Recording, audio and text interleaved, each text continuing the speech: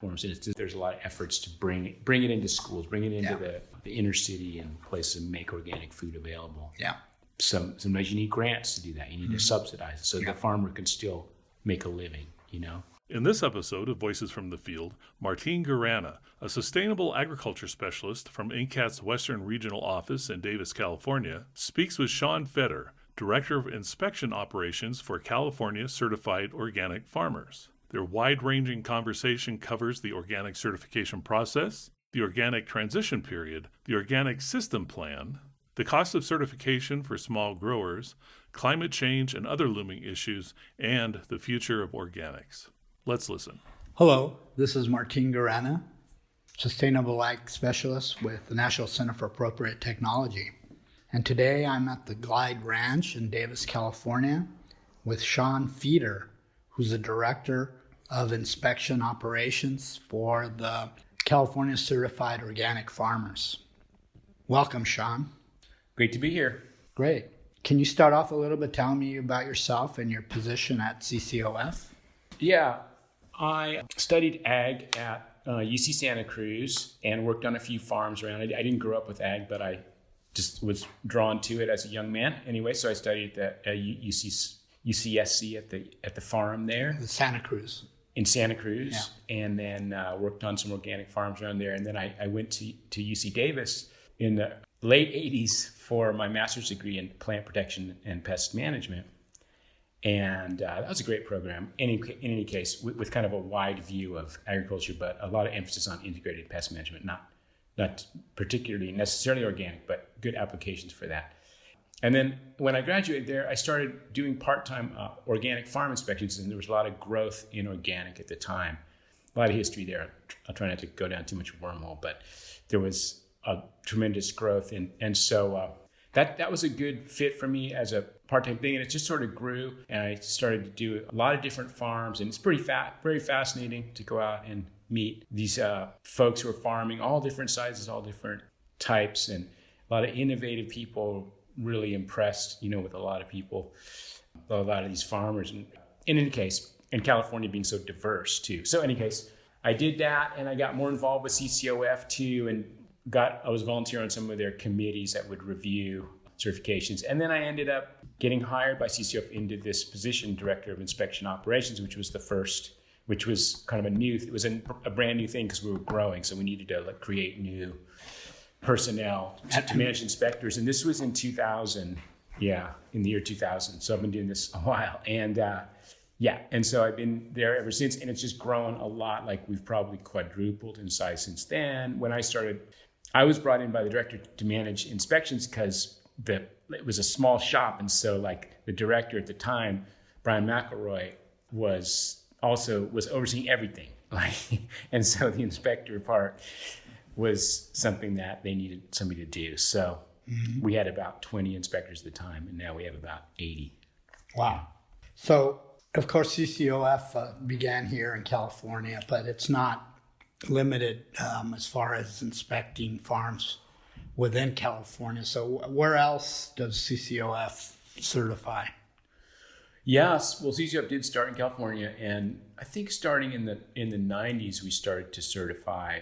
Well, more in the O's, but I guess in the 90s too. Anyway, so we're across the U.S. and maybe I don't have the exact numbers, but something in all states except for about 4 or 5 states, I think. Wow, interesting. So we have some in Hawaii, a few in Hawaii. Yeah. Now, we're concentrated a lot in California, so there's a lot of other certifiers out there working around.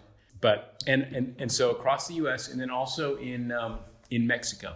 Okay. And we've got a pretty good presence in Mexico, and we have an office down there. So a lot of growers from the U.S. have operations in Mexico too, right? Mm-hmm.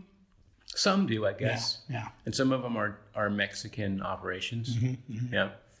Any other countries or just Mexico? So we limited it to that. There's a demand in other places and further on down into Latin America, of course. But we just decided to not spread ourselves too thin on that. Got it. At this point, yeah. So how are... Oh, also Canada. A little bit in Canada. Okay. Sorry, yeah. So North America.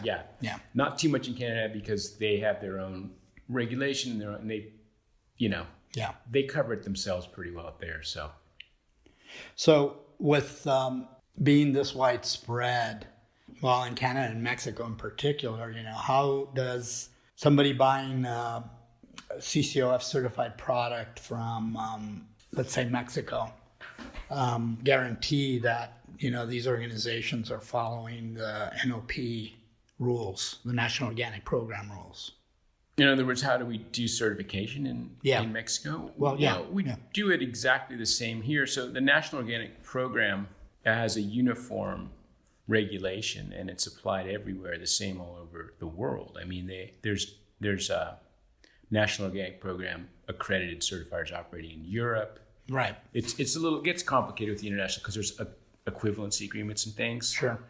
But in Mexico, we've got an excellent professional down there, Luis Lopez, in the Guadalajara area, and he has an office down there, and he helps us to manage that, and we're in close contact with him. And he's done the IOIA trainings and all the trainings and gone to ag school, and he's just a consummate professional and really good at regulation. I mean, he's as good as anybody up here. So they're strict down there too. There's also the Mexican regulation that we have to abide by down there, because anything that's consumed or sold in Mexico has to pass that. And they've got their own, it's a lot fashioned after the NOP, the USDA National Organic Program. But we do the same thing that we do here, and the inspectors have to be well qualified, and they go out and inspect every year. And now, are the inspectors employees of CCOF, or are they contracted? Well, both. Inspectors inside California are now staff, are hourly staff inspectors. They're like part-time hourly staff inspectors, Okay. So, but they're contractors at the ones who we employ across the U.S. and in Mexico. Okay, speaking of certification, what can you explain the process of certification and that period of transition? Those 3 years that you're converting land that was previously farmed conventionally into organic. Mm-hmm. Well, there's a black and white part of the regulation, a clear line about 3 years since the date of last prohibited material. So the first organic harvest can't occur until after 3 years, 36 months after the date of last prohibited material. So fertilizer, synthetic fertilizers, pesticides of all kinds, and there's lists and things that we go. We're very careful about that in any case. But a lot of times during that transition period, there's actually a transitional status that we offer, a transitional certified status that we offer. I don't think it's used a lot because, for marketing purposes, maybe the market gets muddied there, or it's not like a really clear, but for all intents and purposes, they pretty much get conventional prices. So maybe, I don't know, it would depend on the commodity. There's probably not a huge, but essentially at that point, they're meeting all the parts of the organic rule, and we're inspecting them for having natural resource conservation, organic soil management, proper organic integrity in terms of post-harvest handling and everything, all the organic rules, but they're just waiting for the clock to tick off from whenever that land had formerly been used conventionally. Mm-hmm. So I know the organic system plan comes into play here. Back when, I trained as an inspector, close to 20 years ago, it was all papers, stacks of papers. Of course, now I assume it's electronic. Yeah. Can you explain that? I mean, does somebody go with a smartphone and click things, or an iPad or something?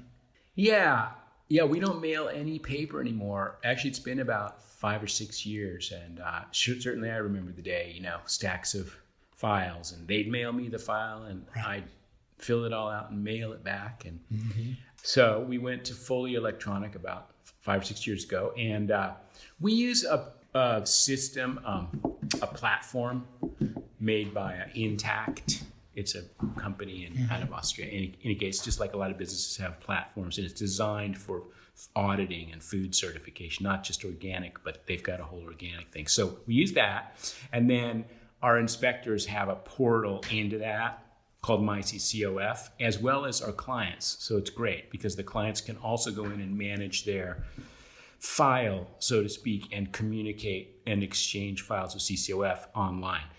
So the farmer starts off developing this organic system plan, correct? yes. And it's his plan and how the farm is going to be managed throughout the season or throughout, 3 years or what's... Well, ongoing. The whole plan is divided into sections. It's pretty extensive, and it's divided into sections. It starts out with like descriptions of the farm or the processing operation or the livestock operation. Right. And it's got lots of questions, and so we have a full profile. So if it's livestock, like how many livestock, and then and all the parcels and the maps and the history on the parcels. And then it goes through sections about management practices, right? Pest management. And it's designed like any form. It has its limitations and its challenges. You're trying to put in something that's in real life, that's occurring, that's dynamic, how an operation is being managed into a form. So we work, it is a central part of the certification, and it is something that, as a certifier, it's a geeky world there at that point. We geek out on that thing because it's, as not non-sexy as it is, or just like could put people to sleep in a minute, right? But it is sort of the core of certification is that system plan. And so we try to design it so that it's user-friendly, but thorough, and like prompts people like, well, what do you mean pest management? Well, like, do you do this, do you do that? So we make some prompts, and there's a lot of there's open fields too, and people can attach things, and it's flexible. We just want a picture of it. It's basically how they're managing, how they're complying with the rule, and how they're doing fertility management, pest management, materials, what materials they are using. They all have to be listed and approved. All materials have to be pre-approved. Material meaning input materials, and for livestock too, like whatever their approved veterinary materials might be, with processing and food processing. What the ingredients, very extensive there. Like, what are your formulas?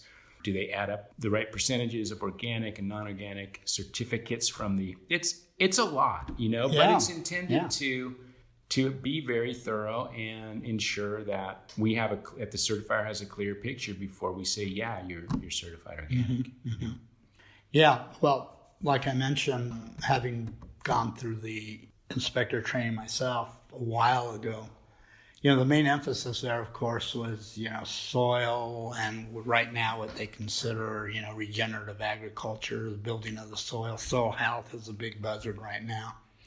What feedback or reaction has CCOF or other certifiers, for that matter, gotten to the NOP's acceptance of, for example, hydroponics, ag, which, totally neglects the soil. There's no soil involved at all, but it's all basically, liquid and plastic glass. Well, this is a heated topic. Yeah. And just a little disclaimer, like I'm not a spokesperson here for CCOF necessarily, but right. But I liked how you word the question, like, what are people thinking out there? Of course, I don't know what everybody's thinking. Right. But there are it is well known that there are a lot of traditional, or, let's say first generation or organic farmers. Let's just say organic farmers who are farming in the soil, not doing hydroponic, right? Right. Who take exception to having hydroponic be allowed to be labeled as organic. And it's not that these folks are like necessarily anti-hydroponic, or, hydroponic has its place. So I'm just speaking for what I think I understand that some people have on this position, right? I'll just leave my own, I have my own thing, but I'll just try to talk about what I think. Okay, so that organic at its roots, from Sir Albert Howard and Rudolf Steiner and all that, is really about soil health and farming in the natural, quote, natural, it's environment. Modified. The natural environment, but natural soil health and maintenance for sustainability. So they feel like, hey, fine, go do your hydroponic thing, but don't call that organic. So it's a serious issue. It's a difficult issue. The regulation was written in such a way that I guess it allows hydroponic or didn't prohibit hydroponic. There's some continued litigation, I believe, going on now to challenge the USDA on that. CCOF as a certifier doesn't have a choice directly about that. They've got their own positions. I'll stay out of that. I mean, our CEO right now, Kelly Damewood, is excellent communicator about this and has worked hard to listen to everybody and try to take a balanced approach, Sure. And so. Fair. Yeah. Other issues and questions, and I notice this too in a lot of labeling, is the issues of GMOs, or genetically modified organisms. And of course, being organic, that process isn't allowed. But how can, let's say, a customer be assured that, for example, organic corn isn't cross-pollinated with GMO corn or other products? I mean, besides crops, there's also inoculums, isn't that right? Mycorrhiza, or rhizobacteria, I mean. So how do you guys go about inspecting this or detecting this? Well, there's two ways on the input side. So are they bringing any genetically modified organisms into their system, which they're not allowed to do on national. You're not allowed to introduce genetically modified organisms as part of to buy genetically modified seed, or a few of these special ingredients like inoculants. So and processing too, I assume there's processing. GMO products and processing. Right. So we like to say organic is GMO, is non-GMO and more, because it's always been prohibited in organic under the national rule, GMO. So in any case, fortunately, it is as much as there's a lot of press about this and GMOs are everywhere and everything, and they are in certain, but it's actually a limited number of commodities or crops. Right. Okay. Right. I mean, you can list them on your digits, right. And so corn, soy, papaya, cotton, and then a few, squash. I heard a few squash. So if we're certifying rice, well, they've experimented with them, but they haven't approved any. So there is no genetically modified rice out there. So we don't need to worry about that, frankly. Right. It's just like, or wine or grapes, right. or lettuce and vegetables and all, potatoes are.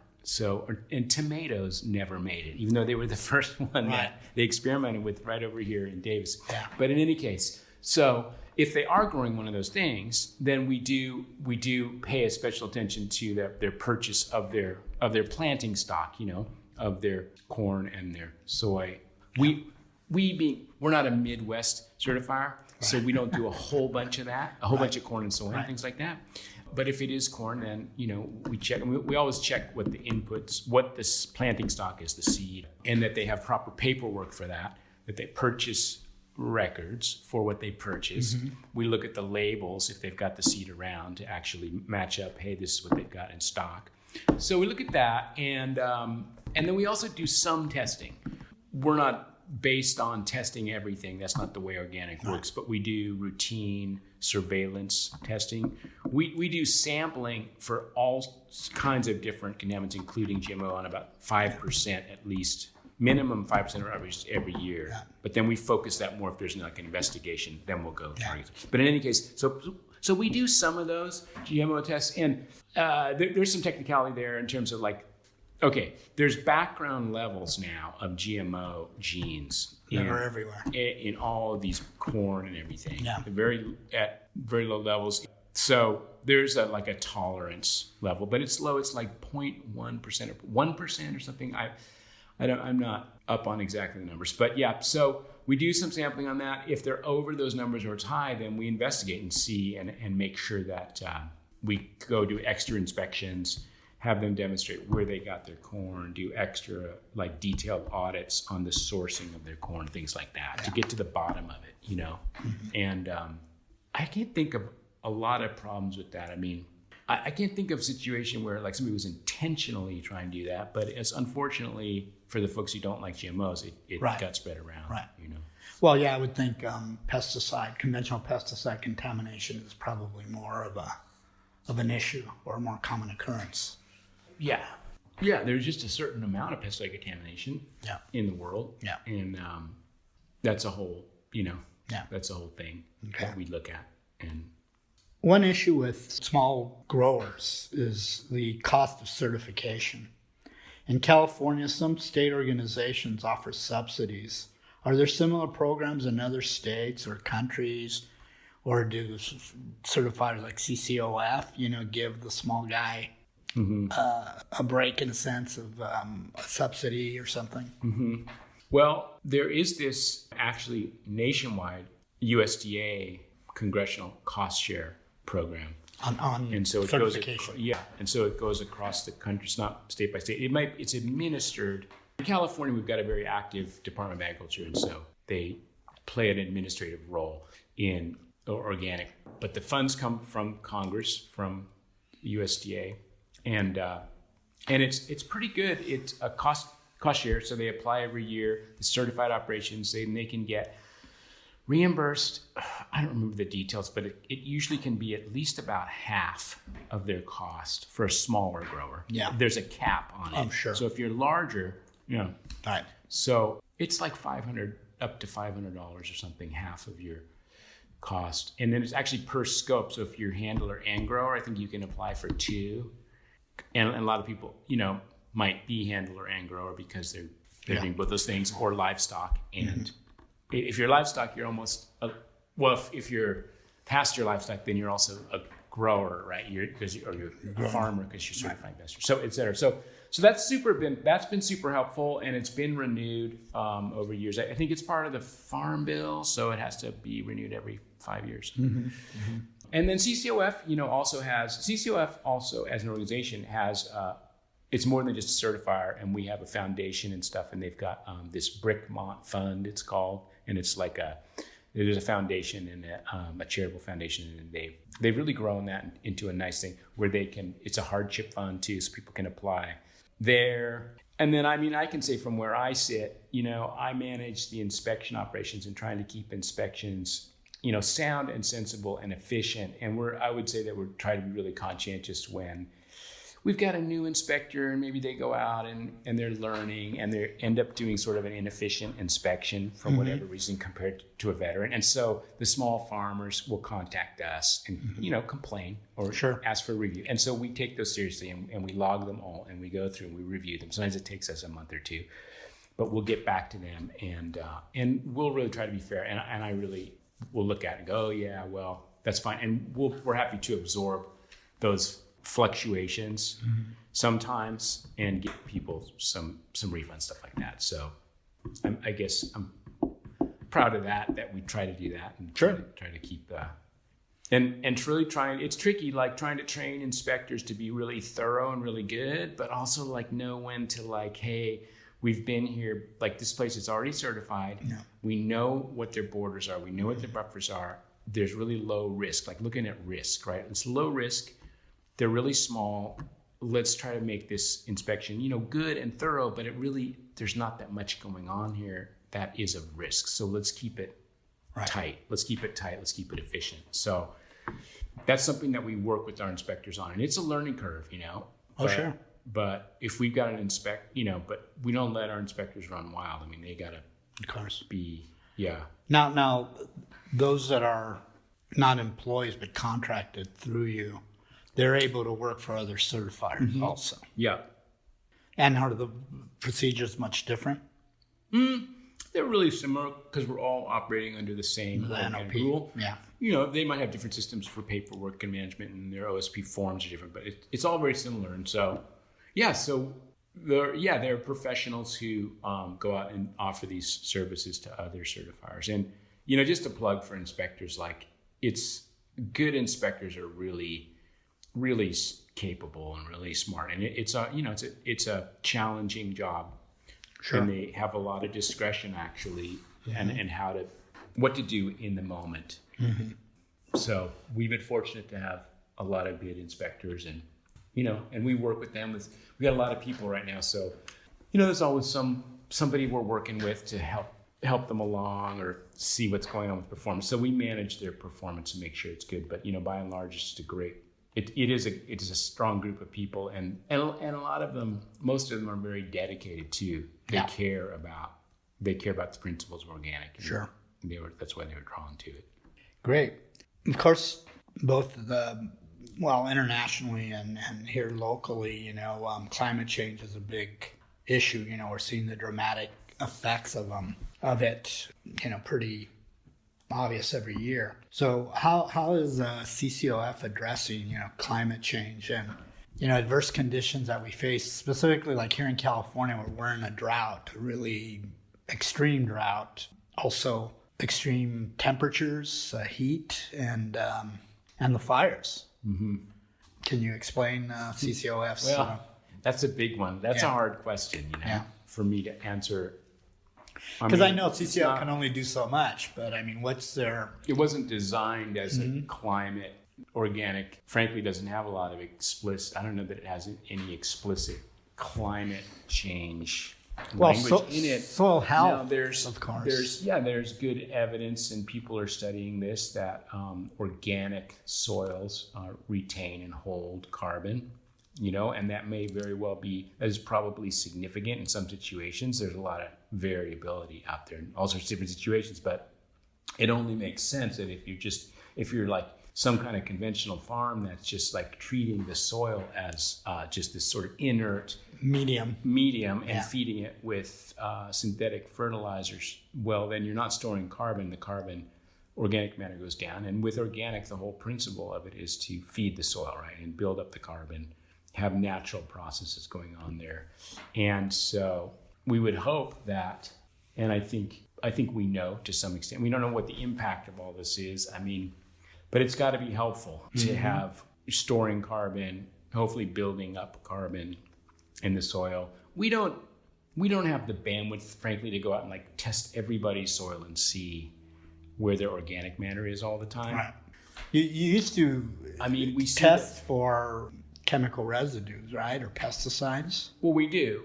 Yeah, we test for residues of pesticides, and that's one thing. But you can't test. There's no convenient or feasible way to test for use of synthetic fertilizer to test for that. Mm-hmm. But, we look at their overall system and see if they're doing cover cropping, crop rotation, ways to add organic matter. How are they achieving fertility here? And if you're organic, well, then you can supplement with some organic fertilizers that are maybe fish-based and things like that. Yeah.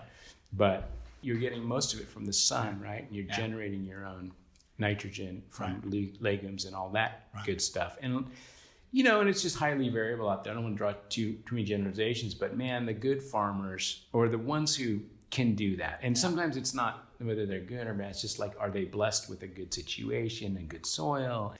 But, some of the farms around here, Full Belly Farm is a famous one, that'd be an example. And there's other great farmers around too. Yeah. It's so impressive, and they put compost in all the time and cover cropping and crop rotating. So their soil is holding a lot of carbon. Yeah. So anyway, we hope that, we would all hope, and this is important. Climate change is on everybody's mind. It's on my mind a lot. Right.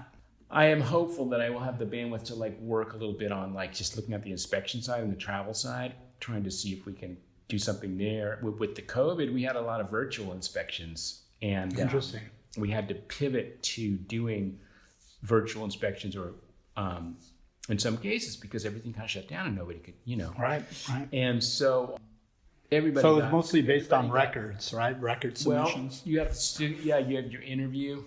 We still did a lot of what we call hybrid, we had social distancing, we limited the interaction between humans, but still could go out and look at the fields and get on site. But whereas normally, maybe an hour of the inspection or whatever is sitting down and looking at auditing all this the paperwork, the records, the input records. So that can be done remotely, and especially with so many people, their records are electronic. So and so it's usually pretty effective. But in any case, what that resulted in is some cases fully virtual inspections. Yeah.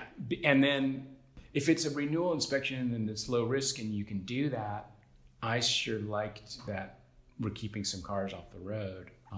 But that's a whole, it would require ultimately in the long run, a rule change to allow, a federal rule change of organic to allow, because it says you need to have an on-site inspection. So, and we're honoring that, and we went back to doing mostly on-site inspections as soon as we could. Yeah. Like after the vaccine took off last year. So, Good. So, in your opinion, what are looming issues coming up in organic agriculture?